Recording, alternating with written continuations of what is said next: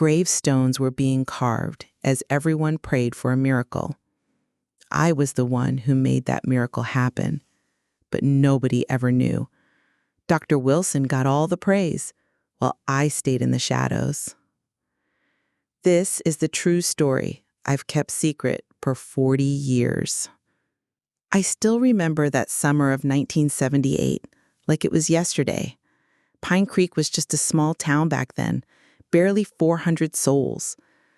I was working as the head nurse at our tiny community hospital, just 6 beds and 1 doctor. That's all we had. Dr. Wilson was young, ambitious, fresh out of medical school with big dreams that our little town was just a stepping stone to greater things. Nobody expected what came next. It started with the Miller boy, just 8 years old. High fever, terrible cough, difficulty breathing. His mother brought him in on a Tuesday morning, panic in her eyes. "He was fine yesterday," she kept saying. By Thursday, we had 3 more cases, all children. By Sunday, 15. Something was spreading through our town, something we couldn't identify. Dr. Wilson was in over his head. I could see it in his eyes. He'd never faced anything like this before. None of us had. The nearest big hospital was 2 hours away in Glendale, and when we called for help, they were already overwhelmed with similar cases. Quarantine them was all the advice we got. We'll send someone when we can. But no one came, and the children kept getting sicker. I was 35 then, 15 years into my nursing career. Before coming to Pine Creek, I'd worked at Boston General during a particularly nasty influenza outbreak. I'd seen patterns like this before, recognized the progression. This was something similar but more aggressive, especially in children. Their little bodies couldn't fight it off. By the second week, we had converted the town hall into a makeshift ward. 37 patients, most of them children. Dr. Wilson was working around the clock, prescribing the standard treatments, which weren't working. I could see the defeat in his slumped shoulders, the fear when parents asked if their children would be okay. That night after my shift, I sat at my kitchen table staring at my nursing journals and textbooks. My grandmother had been a nurse too, during the 1918 flu pandemic. She'd kept detailed journals of treatments, both medical and folk remedies they'd tried in desperate times. I'd always kept them, more for sentimental value than practical use. But that night, I pulled them out. There, in her careful handwriting, was a detailed account of an experimental treatment they'd tried when nothing else worked. A combination of herbs, controlled fever management, and a specific positioning of patients to help drain the lungs. It wasn't standard medicine, but my grandmother had documented case after case where it seemed to help when conventional treatments failed. I sat there, heart pounding. Should I mention this to Dr. Wilson? He was a man of modern medicine, dismissive of what he called old wives' tales. The few times I'd suggested alternative approaches, he'd shut me down immediately. "We practice evidence-based medicine here, Nurse Esther," he'd say with that condescending smile.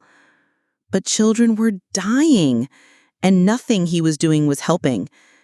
I made my decision that night, sitting alone at my kitchen table. I would try my grandmother's methods, quietly, alongside the standard treatments. What choice did I have? I couldn't just watch those children slip away. Little did I know that decision would save our town and change the course of my life forever. But as those gravestones were being prepared and everyone waited for a miracle, nobody would ever guess that miracle would come from a quiet nurse with her grandmother's old journals and the courage to act when nobody else would. The next morning, I arrived at the makeshift ward 2 hours early. Most of the parents had gone home for a brief rest, and Dr. Wilson was finally sleeping after a 36-hour shift. It was just me, the night nurse about to leave, and 37 very sick patients. "You're early," said Nurse Jenny, exhaustion etched on her young face. "Couldn't sleep," I replied, which was true enough. "Any changes?" She shook her head. "The Miller boy's worse. Dr. Wilson tried a new antibiotic combination before he left, but her voice trailed off. We both knew what that meant. Go get some rest, I told her. I've got this. Once alone, I moved quickly. From my large nursing bag, I pulled out several small cloth pouches, preparations I'd made through the night. My grandmother's journals had been specific. White willow bark for fever, what we now know contains salicylic acid, similar to aspirin. Wild cherry bark for cough suppression, elderberry to boost immunity, and a special eucalyptus and thyme steam treatment for breathing. I started with little Tommy Miller, the first child who'd fallen ill. His breathing was shallow, his small chest heaving with each labored breath. Following my grandmother's instructions, I propped him up at a specific angle, placing supports under his arms and back. Then I prepared a steaming bowl with the eucalyptus and thyme mixture, placing it near enough for him to inhale without risk of burns. Next, I prepared a diluted tea from the other herbs, carefully calculating dosages based on weight, just as my grandmother had documented. I moistened his parched lips with the mixture, using a dropper to get small amounts into his mouth. I worked my way through the ward, patient by patient, making small adjustments to each treatment based on their symptoms. For the adults, stronger concentrations. For the youngest children, more diluted. I positioned each one differently to help their breathing, changing the standard flat-on-back position to a semi-upright one that seemed to immediately ease their distress. By mid-morning, I noticed something. Tommy Miller's fever had dropped slightly, not dramatically, but enough to be measurable. His breathing seemed less labored. I continued my rounds, checking each patient, making notes, adjusting treatments. Dr. Wilson arrived around noon, looking haggard but determined. He immediately went to Tommy's bedside, checking his vitals. His fever's down, he noted with surprise, checking his chart, and his breathing's improved slightly. Yes, I said carefully. I noticed that too. He moved through the ward, finding similar small improvements in several patients. A spark of hope lit in his tired eyes. The new antibiotic combination must be working, he said, more to himself than to me. Finally, we might have found something effective. I said nothing. What could I say? That it wasn't his medicine at all, but a treatment from a century-old journal written by my grandmother. He'd dismiss it immediately, might even prevent me from continuing. Keep doing exactly what we've been doing, he instructed me. Whatever's working, let's not change anything. And so began my double life. By day, I administered the prescribed medications and treatments, nodding as Dr. Wilson attributed any improvements to his medical protocols. By night and in early mornings, I continued with my grandmother's remedies, watching as slowly, patient by patient, the tide began to turn. After 5 days, Tommy Miller sat up and asked for food. The first time he'd had an appetite in weeks. Others followed.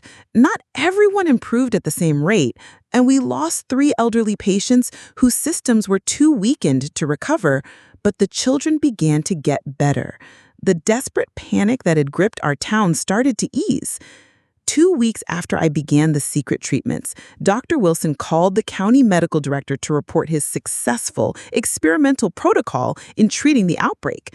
I stood in the background, listening as he detailed the standard medications he had used, with no mention of the positioning, herbal treatments, or any of the actual elements that had made the difference. As I watched him accept congratulations from the medical director, a strange feeling washed over me. Not anger exactly, but a deep sadness. Lives had been saved, yes, but the true knowledge, the wisdom that had saved them would remain hidden, unacknowledged. Little did I know that this was just the beginning. As those children recovered and returned to their homes, nobody realized that the gravestones originally meant for them would remain blank, all because a quiet nurse had dared to remember that sometimes the old ways still have power, and that sometimes the most important work happens in the shadows where nobody is watching. Word spread quickly about the miracle in Pine Creek. By the end of the month, Dr. Wilson was being interviewed by the regional newspaper. "Local doctor discovers treatment for mystery illness," the headline read. There was a photograph of him standing proudly in his white coat, arms crossed, confident smile in place. The article detailed his innovative approach and medical intuition that had saved our small town. Not once was my name mentioned. Not once was there any reference to the actual treatments that had turned the tide. I kept the newspaper folded in my drawer, not out of bitterness, but as a reminder of a simple truth I was beginning to understand. Healing and recognition rarely travel the same path. As summer faded into fall, our little hospital returned to its normal rhythm. Broken bones, minor illnesses, the occasional birth. Dr. Wilson's reputation grew. He was invited to speak at medical conferences, consulted by other rural doctors facing similar outbreaks. His career was launching exactly as he'd hoped, and Pine Creek was indeed proving to be his stepping stone.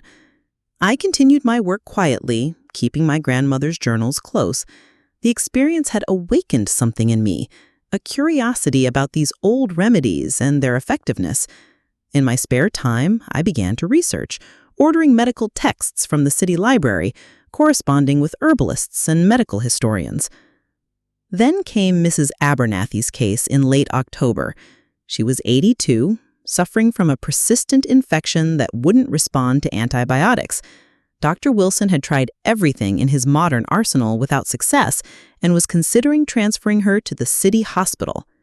"There's not much more we can do here," he told her family, with that same authoritative tone he always used. "Sometimes these infections in elderly patients are just too stubborn."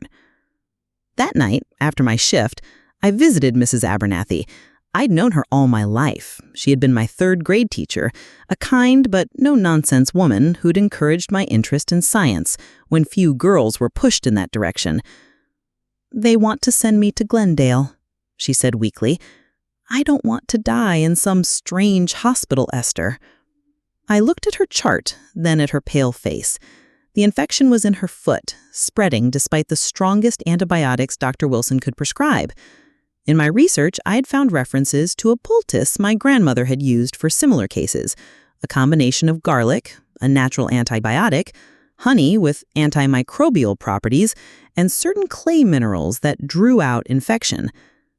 "Mrs. Abernathy," I said quietly, "would you let me try something? It's not standard treatment, but it might help." She studied my face, then nodded. "I trust you more than that young doctor anyway," she whispered. That night, I prepared the poultice according to my grandmother's recipe and applied it to Mrs. Abernathy's infected foot, wrapping it carefully. I left instructions for the night nurse to leave it in place until morning. When I returned the next day, the swelling was visibly decreased. The angry red streaks that had been creeping up her leg had faded slightly. For a week, I continued the treatment in secret, replacing the standard dressings with my poultice when Dr. Wilson wasn't around. Mrs. Abernathy improved steadily, and by the time Dr. Wilson returned from a weekend medical conference, the infection was clearly retreating. "Well, this is unexpected," he said, examining her foot. "The antibiotics must have finally kicked in.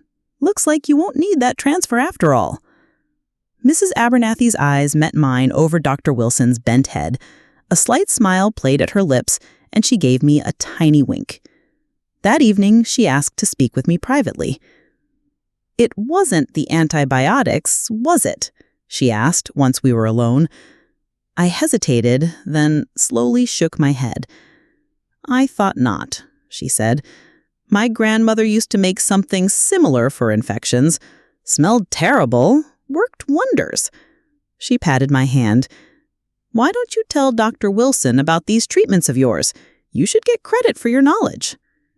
I sighed, sinking into the chair beside her bed. "He wouldn't believe it, Mrs. Abernathy, or worse, he'd stop me from using them.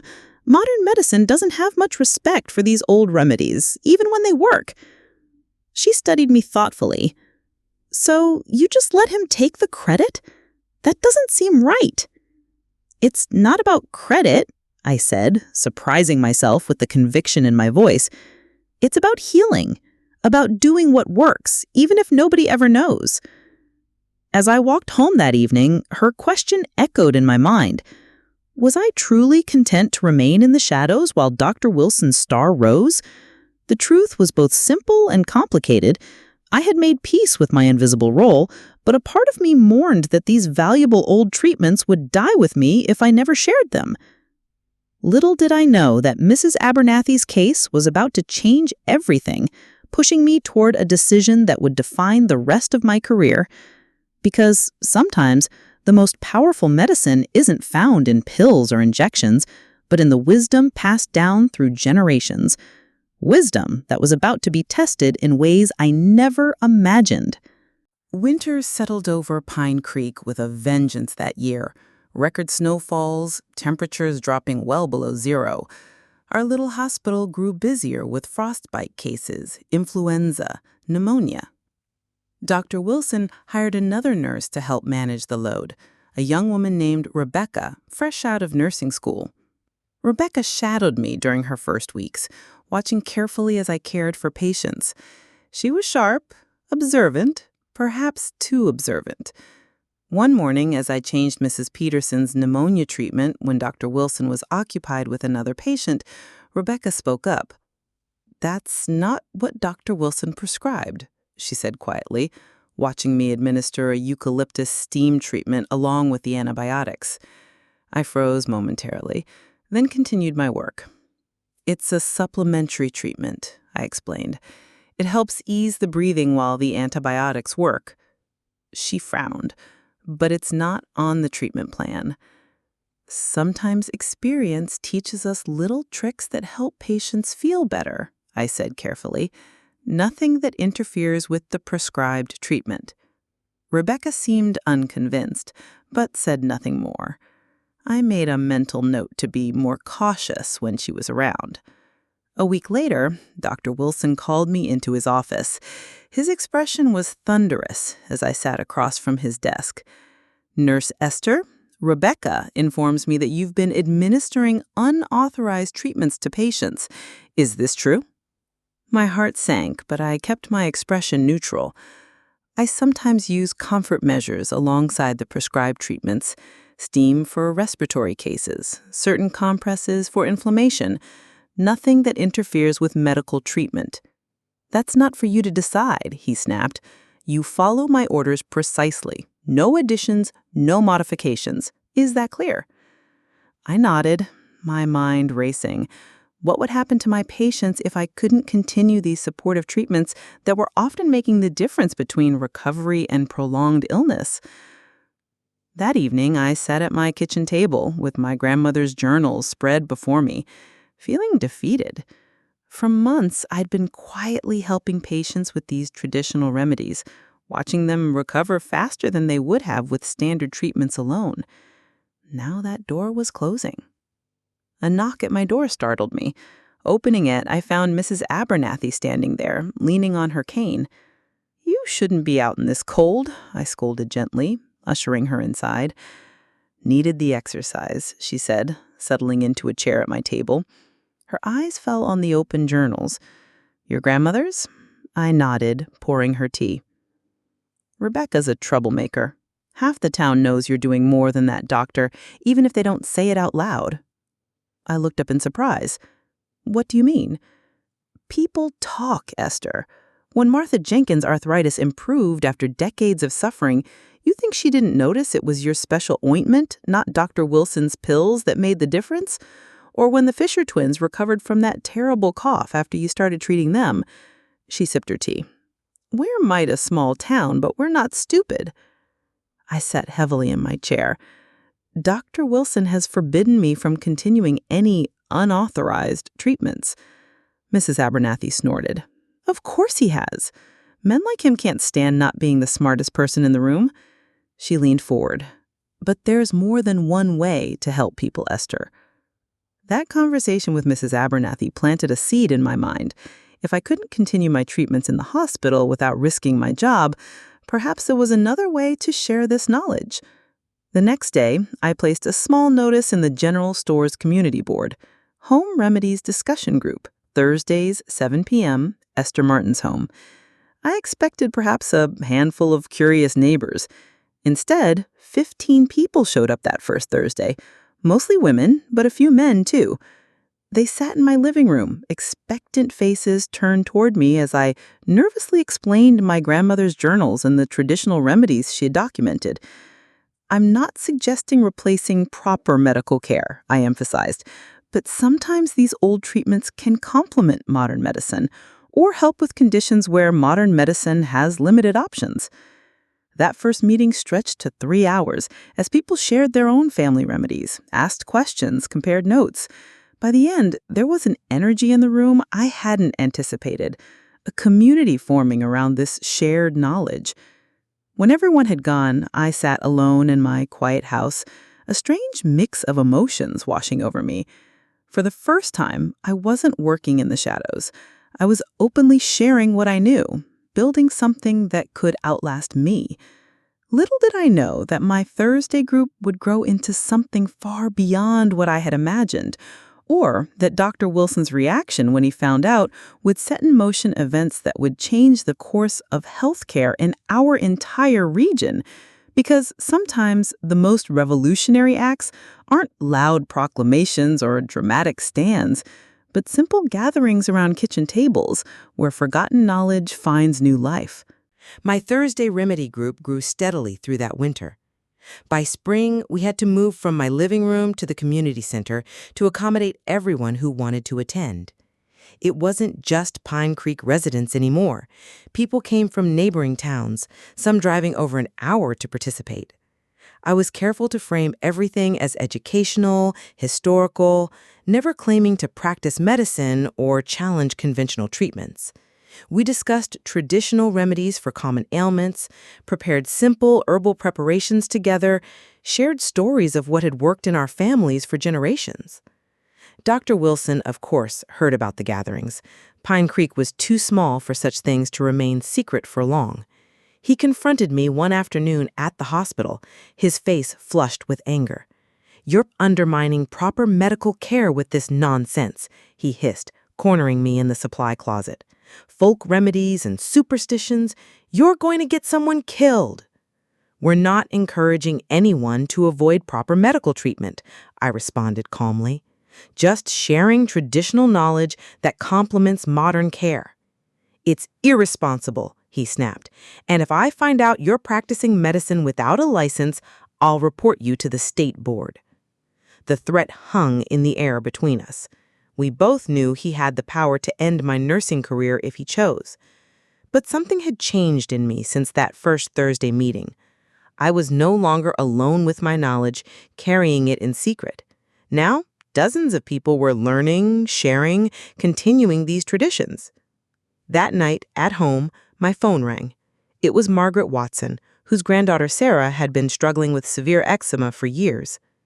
"Esther," she said, her voice thick with emotion, "I wanted you to know that calendula and oat salve you showed us how to make, Sarah's skin is clearing up.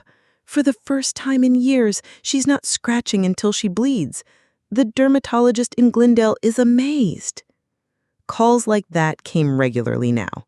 Not miracle cures, I never promised those, but small improvements, relief where there had been little before, options when conventional treatments had reached their limits. As spring turned to summer, an unexpected visitor arrived at one of our Thursday meetings. Dr. Eleanor Blackwell from the Medical College in Glendale. She sat quietly in the back taking notes as I demonstrated how to prepare a simple elderberry syrup for immune support. Afterward, she approached me. "Nurse Martin, I've been hearing about your group for months, finally decided to see for myself."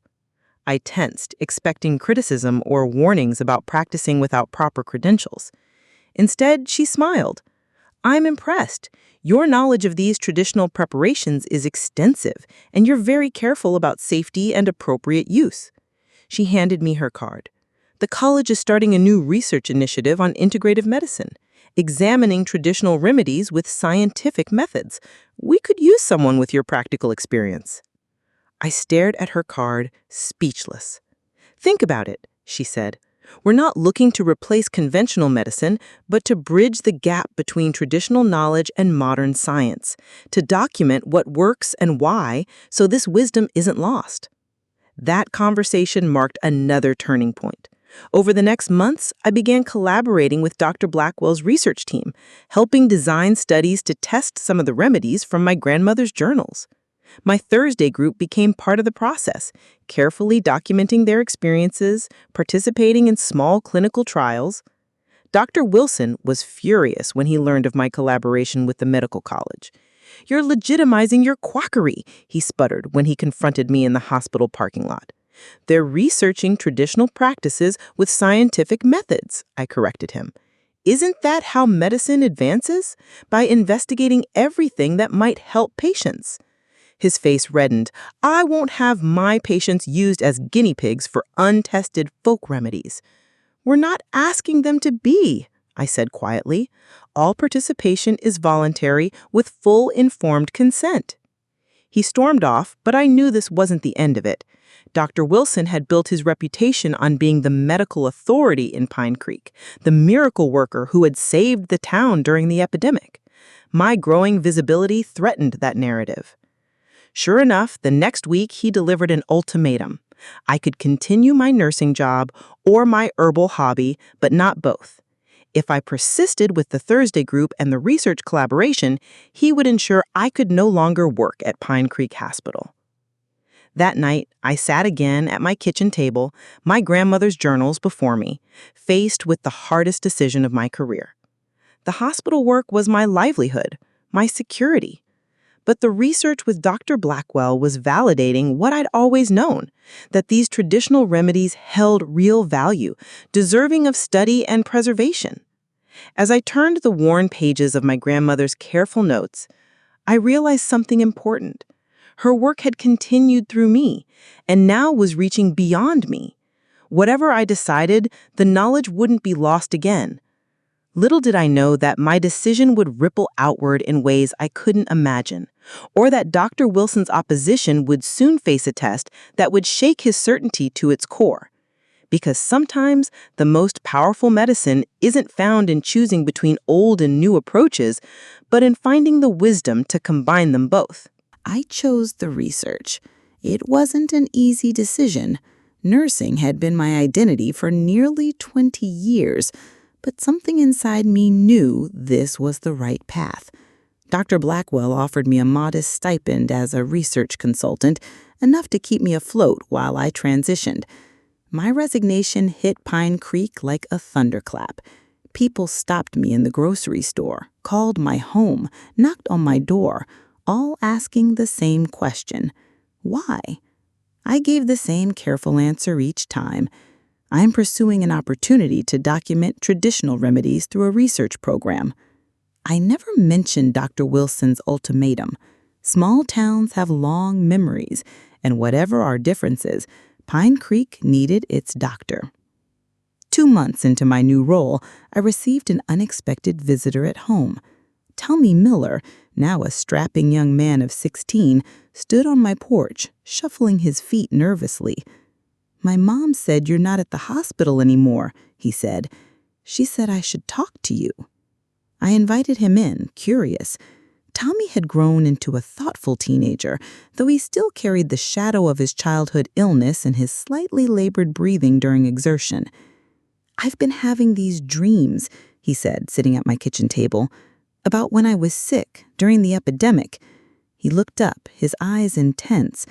"I remember you, not Dr. Wilson. I remember you propping me up with pillows, the steam that helped me breathe, the bitter tea." I sat very still, surprised. Tommy had been so young, so ill.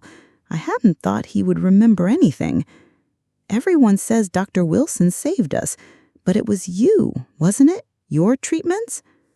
After years of silence, the direct question startled me. I considered deflecting, giving the diplomatic answer I'd always given, but something in Tommy's earnest face stopped me.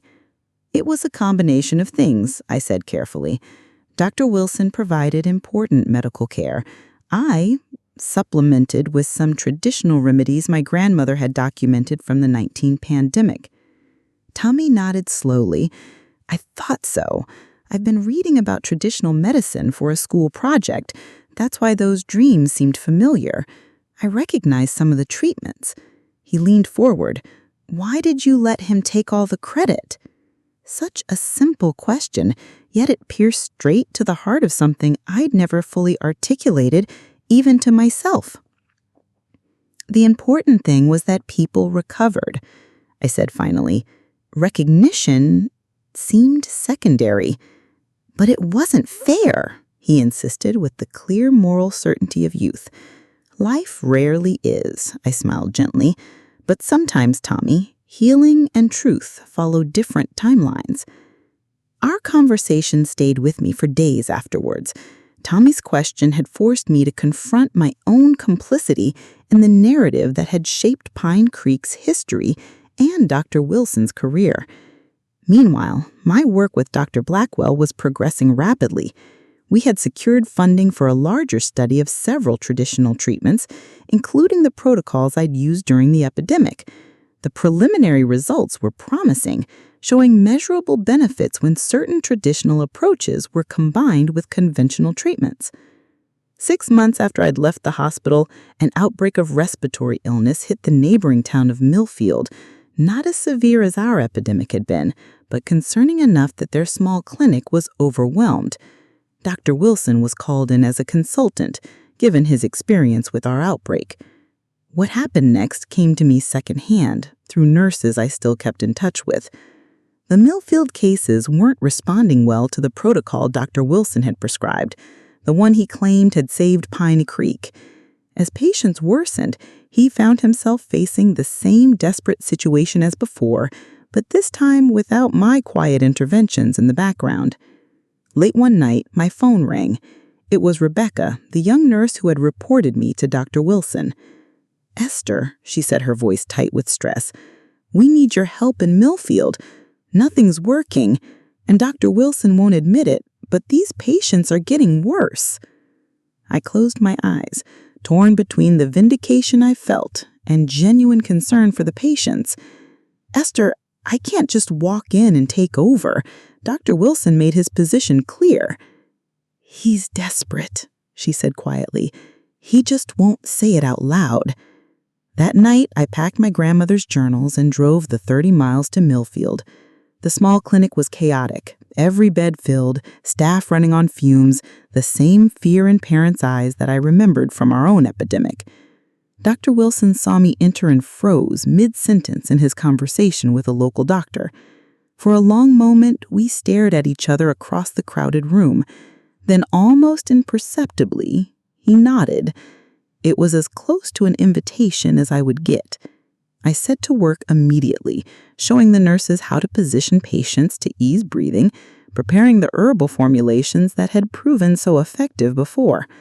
Dr. Wilson said nothing, continuing his rounds, prescribing his medications, but he didn't interfere as I worked alongside the staff, implementing the protocols that had actually saved Pine Creek. 3 days later, the first patients began to show improvement. A week after that, the crisis had largely passed. I packed up my supplies, preparing to leave, when Dr. Wilson approached me in the parking lot. "Your methods," he said stiffly, "they seem to have some efficacy." Coming from him, it was practically a standing ovation. "Thank you for allowing me to help," I said simply. He cleared his throat, looking uncomfortable. "The research you're doing with Glendale Medical College, is it producing results?" "Yes, quite promising ones, actually." He nodded, seeming to wrestle with something internally. "Perhaps there might be value in some collaboration, for the patient's benefit, of course." It wasn't an apology. It wasn't even a full acknowledgement of what happened during our own epidemic, but it was a crack in the wall he had built, a small admission that perhaps there was merit in approaches beyond his medical training. As I drove home that evening, I reflected on how far we both had come from those desperate days when gravestones were being carved and everyone prayed for a miracle. Sometimes healing takes many forms, not just for patients, but for the rifts between different ways of knowing, different approaches to care. Little did I know that this tentative truce with Dr. Wilson would evolve into something neither of us could have imagined: or that Tommy Miller's simple question about credit would eventually lead to a reckoning with the truth that would change everything. Over the next 2 years, something remarkable happened. The research program with Dr. Blackwell expanded, drawing attention from medical professionals across the region.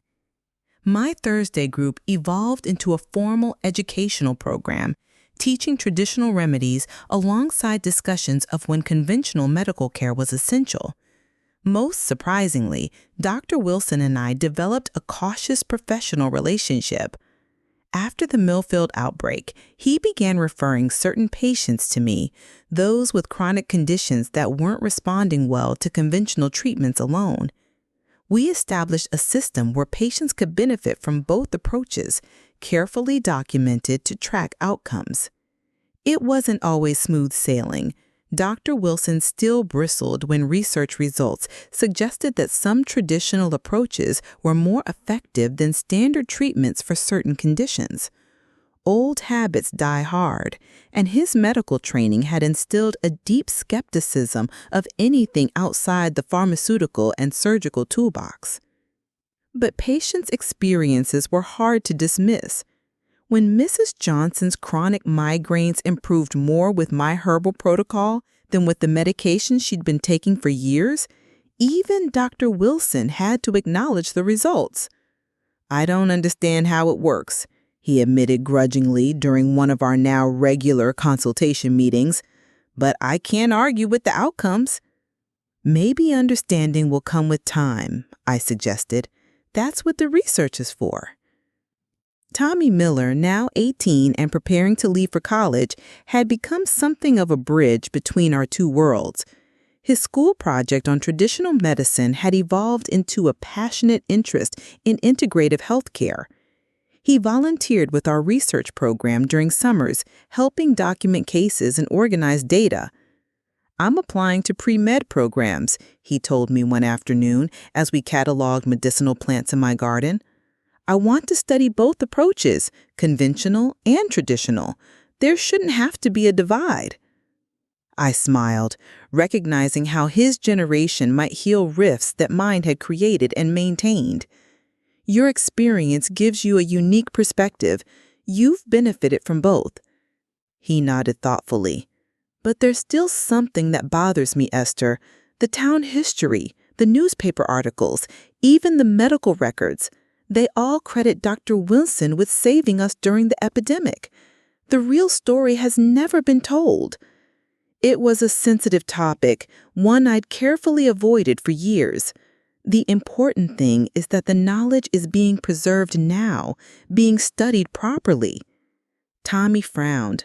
"But history matters. Truth matters."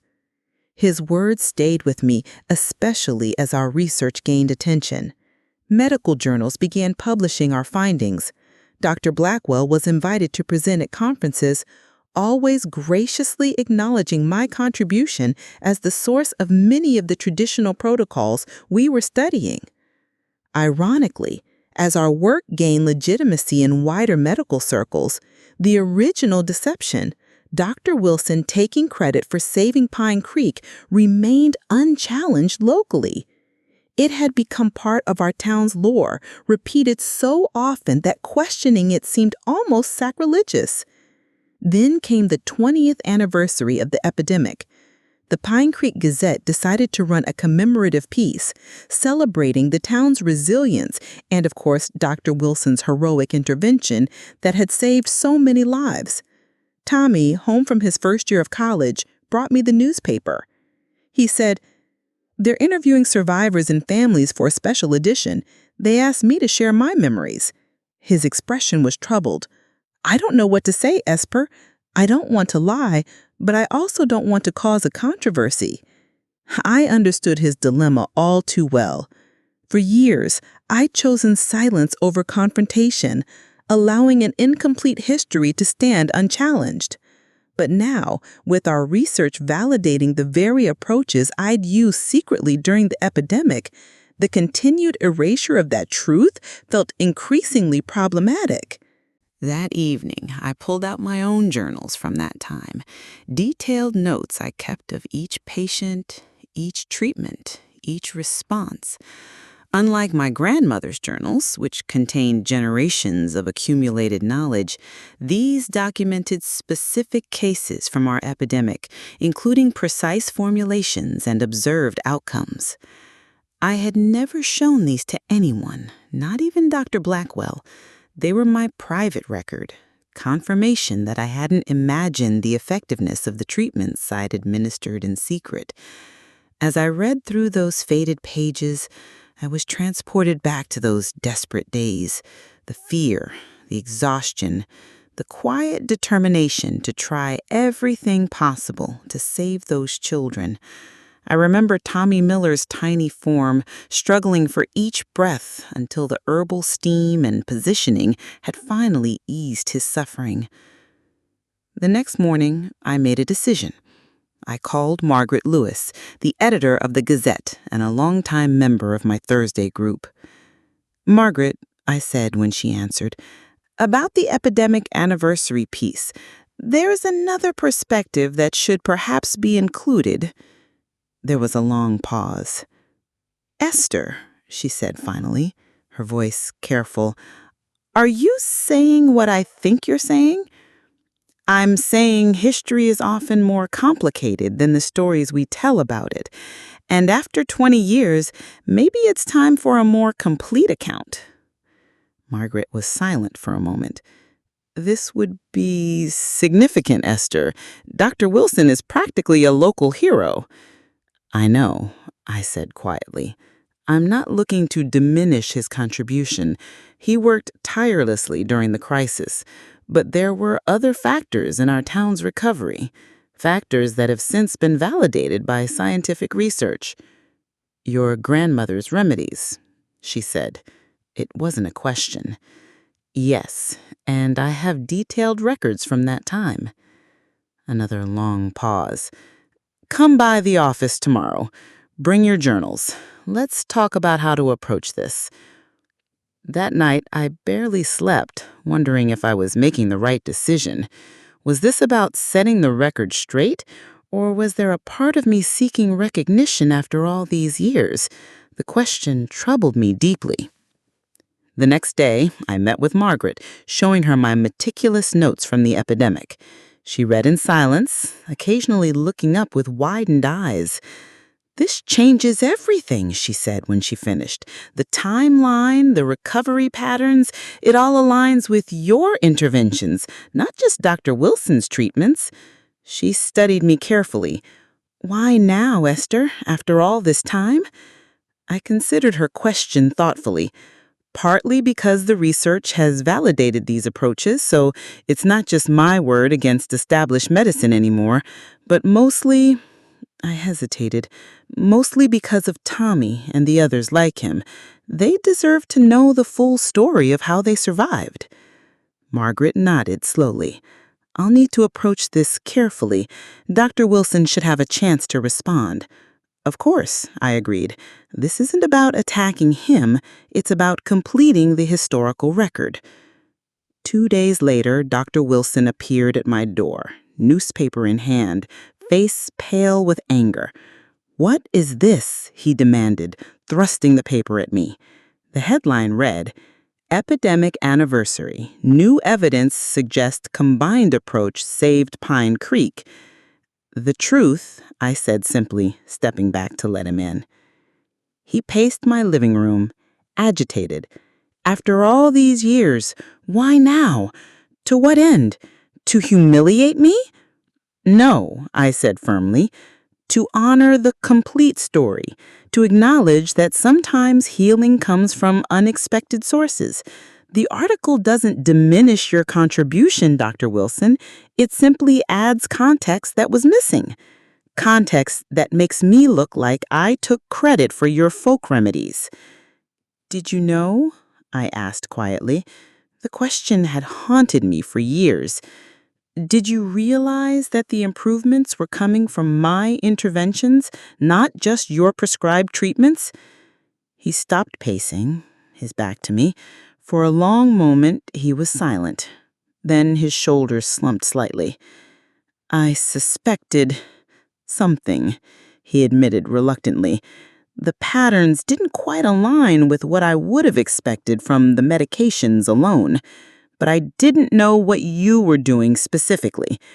He turned to face me, and by the time I might have asked, the narrative was already established. I was the doctor who saved Pine Creek. The honesty of his admission surprised me.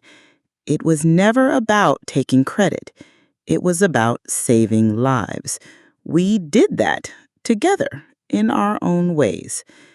He sank into a chair, suddenly looking older than his years. My whole career was built on that success story. And it was a success, I pointed out. Children lived who might have died. Your medical training was essential. My traditional knowledge was complementary. That's the whole point of the research we're doing now, finding where these approaches can work together. He looked up at me, his expression complex. Anger, resignation, and perhaps a hint of respect. So, what happens now? It was a good question.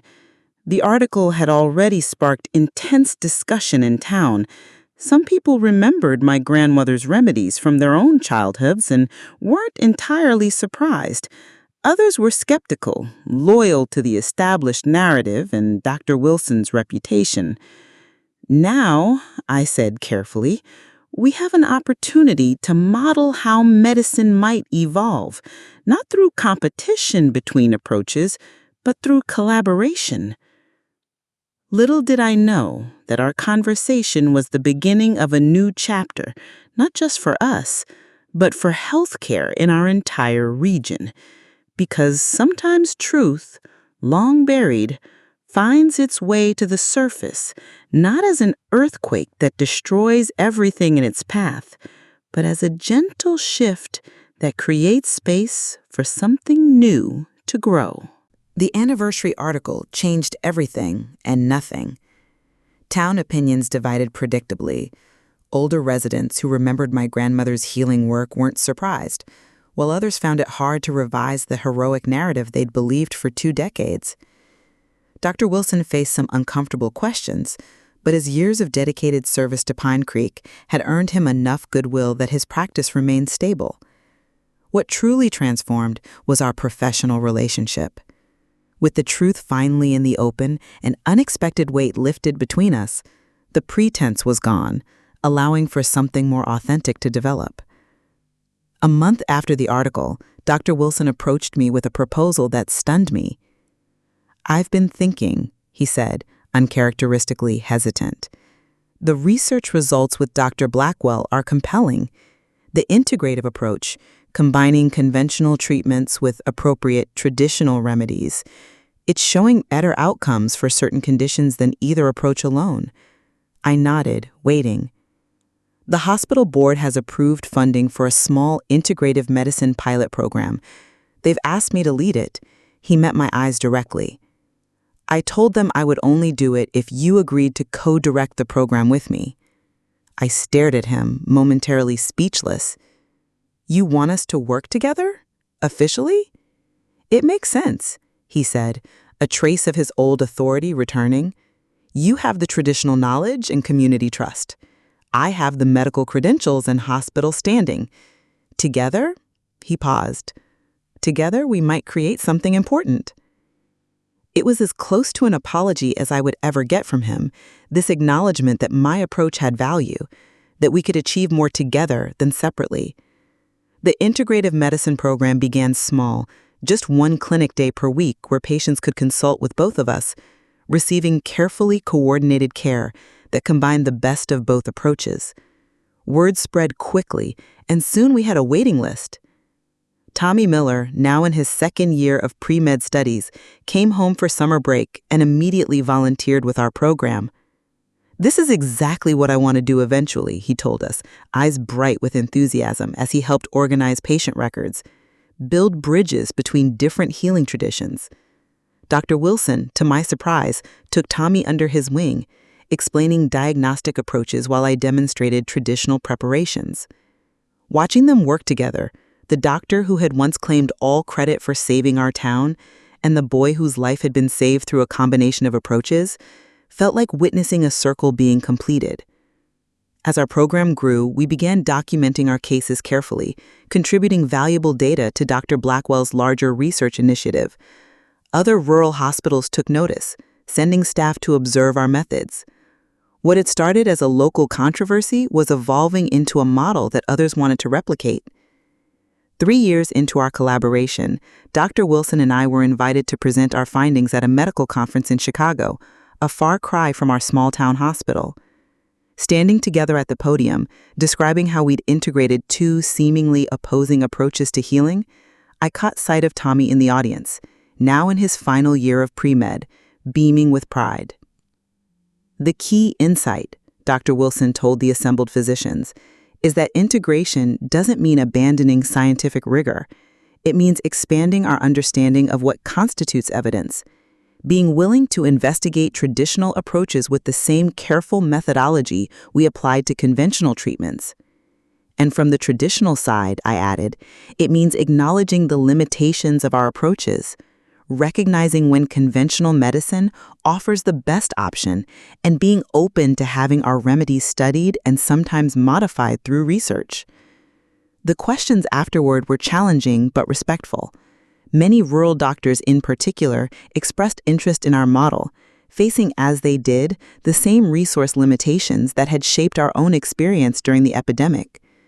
That evening at the conference reception, an elderly doctor approached me. He said quietly, "I was in practice during the 1918 pandemic. My grandmother, like yours, had remedies that seemed to help when nothing else did. I used them secretly, never documenting, always afraid of being ridiculed by my colleagues." He shook his head sadly. "How much knowledge we've lost through that fear. What you and Dr. Wilson are doing, it matters. It preserves wisdom that shouldn't be forgotten." His words stayed with me long after we returned to Pine Creek. They reinforced what had become increasingly clear. Our work wasn't just about integrating approaches for better patient outcomes. It was about healing a divide in medicine itself, a rift that had forced healers to choose sides, to dismiss valuable knowledge because it came from the wrong tradition. As our program expanded to 3 days a week, we began training other nurses and doctors in our integrative approach. Dr. Wilson, now approaching retirement age, seemed energized by this new phase of his career, eager to ensure the work would continue beyond his active practice. "I've been thinking," he told me one afternoon as we reviewed patient files, "about what happened during the epidemic, about the story that was told afterward." I looked up, surprised by the topic. We rarely discussed that time directly. He continued, "I believed in the narrative because it aligned with everything I'd been taught, that medical science was the answer, the only answer." He shook his head slowly. "Pride is a powerful blinder." I said gently, "We all have our blinders.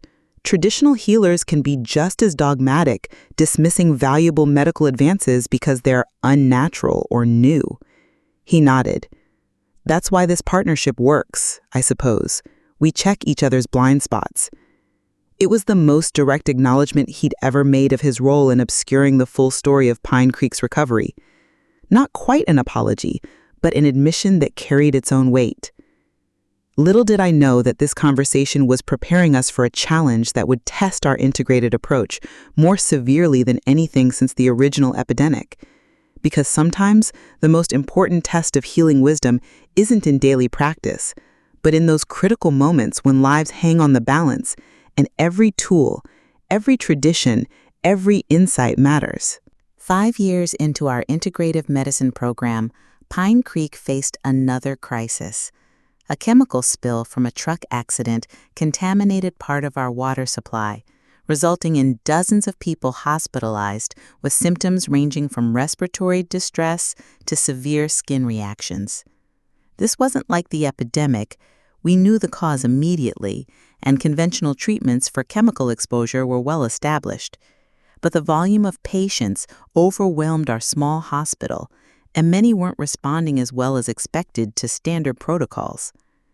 Dr. Wilson and I found ourselves working around the clock, putting our integrated approach to its most serious test.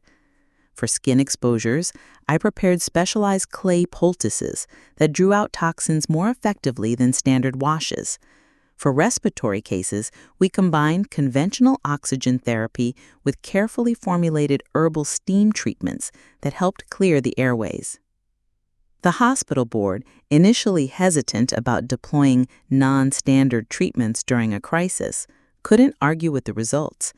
Patients receiving our integrated care were improving faster with fewer complications than those at neighboring hospitals using conventional approaches alone. Tommy Miller, now in his medical residency, got emergency permission to come assist us. Watching him move confidently between administering standard medications and applying traditional remedies, completely comfortable in both worlds, filled me with a profound sense that something important had been achieved. 3 weeks after the crisis began, when most patients had recovered and returned home, Dr. Wilson collapsed in the hospital hallway.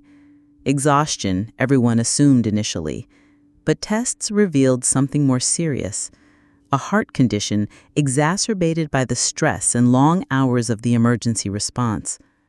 I visited him in his hospital room, finding him uncharacteristically subdued, oxygen tubes in his nose, monitors beeping steadily beside him.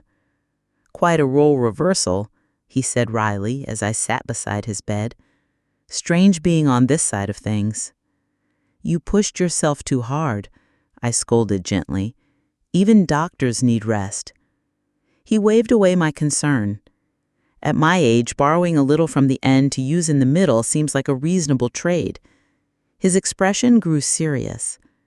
"They're saying I need to retire, Esther. Permanently this time." The news wasn't entirely surprising, but it still hit hard. Despite our complicated history, we'd become true partners over the years, each respecting the other's strengths, creating something neither could have built alone. "The program will continue," I assured him. "We've trained enough staff, documented enough protocols. Your legacy is secure." He laughed softly. "My legacy. I've been thinking about that a lot lying here." His eyes met mine. "For 20 years, my legacy was being the doctor who saved Pine Creek from the epidemic.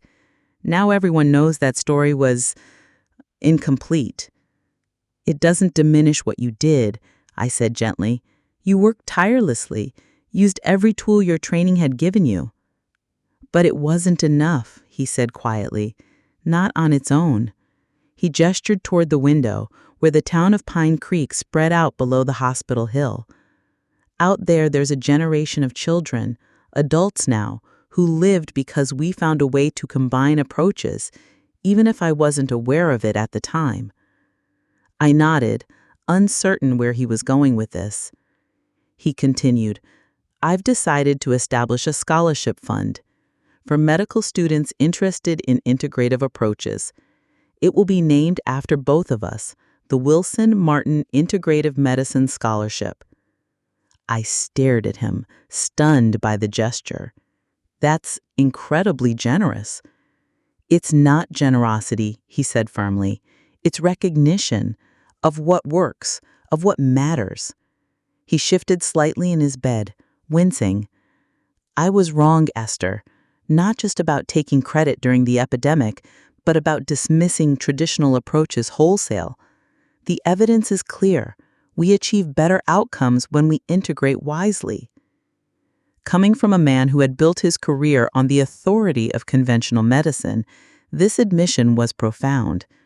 It represented not just a personal evolution, but a model for how medicine itself might evolve, not through revolution or rejection, but through respectful integration of diverse healing traditions. Dr. Wilson recovered enough to return home, though not to practice. The scholarship was established with significant funding from his personal savings, enough to support 2 medical students each year who demonstrated commitment to integrative approaches. Tommy Miller became the first recipient, allowing him to complete his medical education without the crushing debt that forces many rural doctors towards higher-paying urban specialties. He promised to return to Pine Creek after his training to continue the work we had begun. The chemical spill response became a case study published in several medical journals. Hospitals across the region began implementing versions of our integrated protocols, particularly for crisis response, where every tool, every approach that might help patients recover more quickly became valuable. Our Thursday community group, which had started so modestly in my living room years before, evolved into a formal community health education program, not just teaching traditional remedies, but health literacy, preventative approaches, and when to seek conventional care. The boundaries between alternative and mainstream began to blur in our small town, replaced by a more nuanced understanding of healing as drawing from multiple traditions of knowledge. As I approached my own retirement, I found myself reflecting on the long, strange journey from that desperate summer when gravestones were being carved as we waited for a miracle. The miracle had come, not from any single approach, but from the integration of traditions, from the wisdom of combining, rather than choosing, between valuable forms of knowledge. One autumn afternoon, I walked through the Old Town Cemetery with Tommy, now Dr. Miller, who would soon take over the leadership of the integrative medicine program. We paused at the section where victims of the epidemic had been buried, mercifully fewer than we had feared in those dark days. "I still remember," Tommy said quietly, "being so sick I could barely breathe. I remember your face above me, the smell of the steam, the taste of the bitter tea." He turned to me. "You saved me. You saved so many of us." It was both approaches, I reminded him, the antibiotics, the supportive care Dr. Wilson provided, and yes, the traditional remedies. Neither alone would have been enough. He nodded, understanding that this was the most important lesson of all. Not that one approach was superior, but that healing wisdom comes in many forms, and true progress lies in respectful integration rather than rigid opposition. As we walked back towards town, the hospital visible on its hill, I felt a sense of completion. The truth had finally been told, not as a weapon to diminish anyone, but as a bridge to a more comprehensive understanding of healing. Little did I know that the most personal test of our integrated approach was still to come, one that would bring our story full circle in a way I could never have imagined when I first opened my grandmother's journals all those years ago. Because sometimes the most powerful validation of our life's work comes when we least expect it, from places we never thought to look. At 72, I found myself in an unexpected position, the subject of a documentary.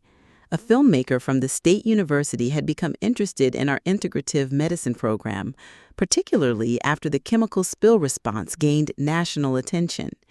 She wanted to tell the story from the beginning, from the epidemic that had unwittingly launched our eventual collaboration. "Your work represents a model that could benefit rural healthcare nationwide," she explained during our first interview. "People need to understand how it evolved, the challenges you faced, the results you achieved." So I found myself telling the whole story on camera, opening my grandmother's journals, sharing my own detailed notes from the epidemic, walking through the evolution of our Thursday group into a formal program, and finally, the reluctant but eventual partnership with Dr. Wilson that had transformed healthcare in our region. Dr. Wilson, now 80 and in declining health, participated from his home, his once commanding voice softer but his mind still sharp. When asked about his initial resistance to traditional approaches, he answered with remarkable candor. "Medical training creates a certain arrogance," he admitted. "We're taught to believe that anything without double-blind studies is suspect at best, dangerous at worst. It took me decades to recognize that traditional healing knowledge, refined over generations, carries its own form of evidence, one that deserves respect and scientific investigation rather than dismissal. The filmmaker interviewed dozens of community members, including many who had been children during the epidemic. Their memories varied. Some recalled only the conventional medical care. Others remembered my herbal preparations and positioning techniques with surprising clarity.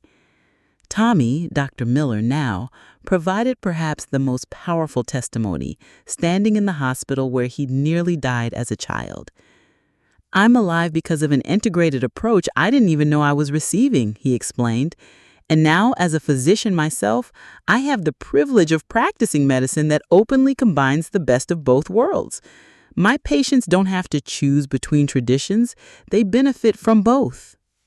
6 months into the filming, I received news that Dr. Wilson's condition had worsened. He had pneumonia, complicated by his heart condition, and wasn't responding well to treatment. I visited him at home where hospice care had been arranged. He was awake but weak, oxygen tubes in his nose, medications on the bedside table. His wife Mary squeezed my hand as I entered, then quietly left us alone.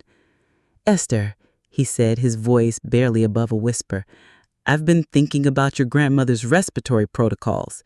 I raised an eyebrow, surprised by this opening.